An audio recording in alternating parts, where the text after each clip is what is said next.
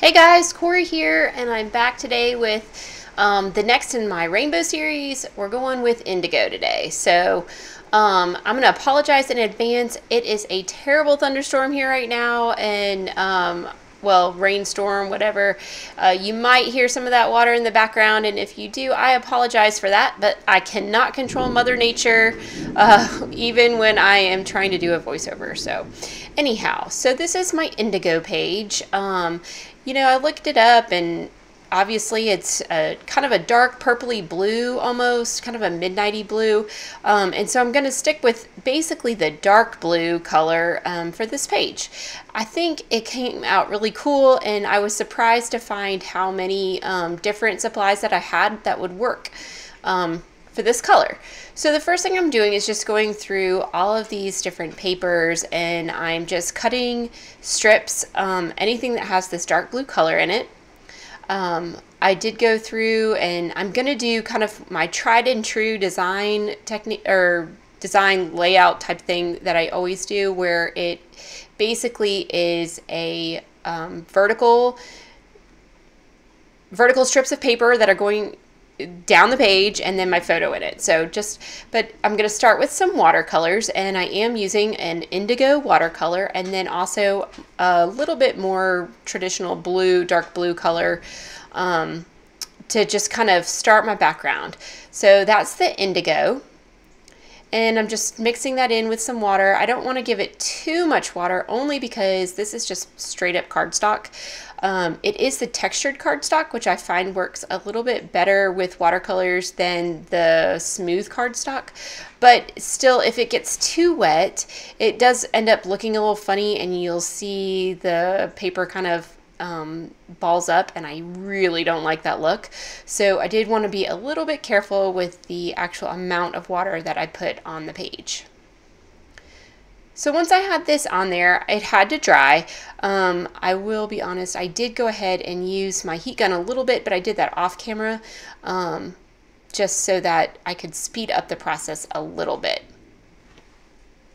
So now I'm going through all of these strips of paper that I cut, and I'm just cutting little banner edges into all of them because I am going to use them to layer up the page. Now this one with the hearts, I'm just cutting that little strip out of the 4 blue hearts. And then on this one, there's a couple different phrases I wanted. One that said, "So much fun with you," and the other said, "What a great time." And I'm just going to keep cutting all of these strips of paper into just kind of that little banner look. I like the edge that way. I feel like it gives it just a little finished look. So I do end up doing this with just about all of them, except for just those few that have the phrases or the hearts on them.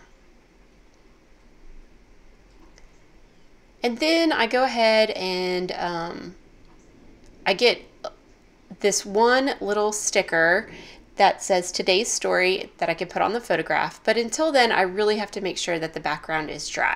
Now that my background is dry, I am going to go ahead and start getting all of these fun, different little embellishments on my page. So I'm just layering the paper strips right up the page. Some are going to go underneath the photograph just a little bit.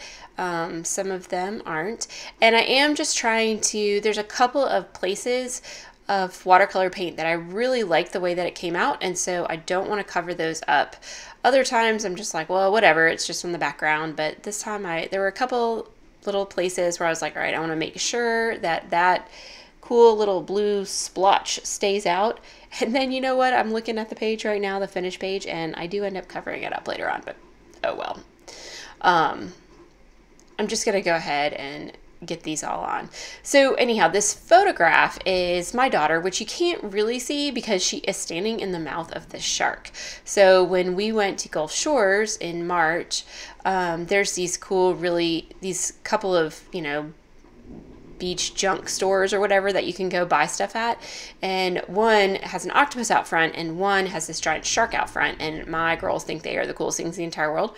So I had one daughter who got in the octopus, which I did on the purple page, and now this is my youngest who is in the shark for this page. And it cracks me up because she's standing in it with this look on her face of like, I'm about to get eaten. And it's just so funny. I just had to scrapbook it, even though you can't, like, I mean, from this angle right here, you can't really see it, but when you're looking close up at the photograph, you can, her look of like, ah, which is just so funny to me. So these are definitely pictures I want to keep in their scrapbooks because they're just so funny.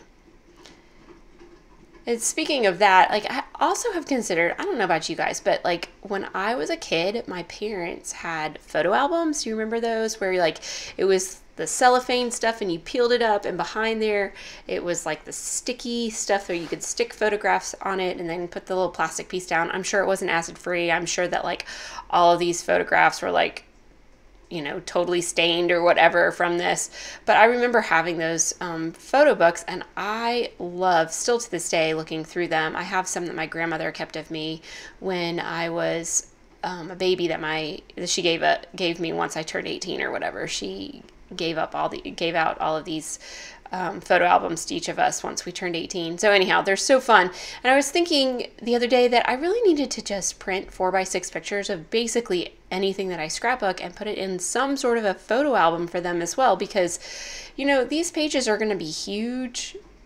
And then I was like, I don't know if they're going to actually want to keep them. So then I was like, well, I'm doing all this work though. Like, that would be terrible if there was no remaining pieces of my scrapbooks left. So then I was like, well, maybe I need to like photograph every page and print photo books of my scrapbook. So it's almost like digital. I don't know. What do you do? I don't know. You know how many scrapbooks I have? And I swear these kids someday are going to be like, oh my God, I can't believe mom left us with all this crap. But then again, maybe they won't. I don't know. I'm really struggling with this. I think probably because I went ahead and bought 3 albums and ordered those. They got here, and I ordered all these page protectors. So this giant box of them that I've had of all these pages that I've been working on the last couple of years, I went ahead and put them all in albums. I filled those 3 albums, filled.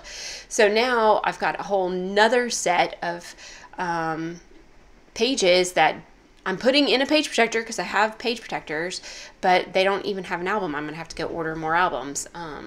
So I don't know. I'm trying to figure out something. I don't know why I care. I mean, I scrapbook for myself, but like at the same time, like I really am trying to do something where there's something for them to remember their childhood and stuff like that. So I don't know.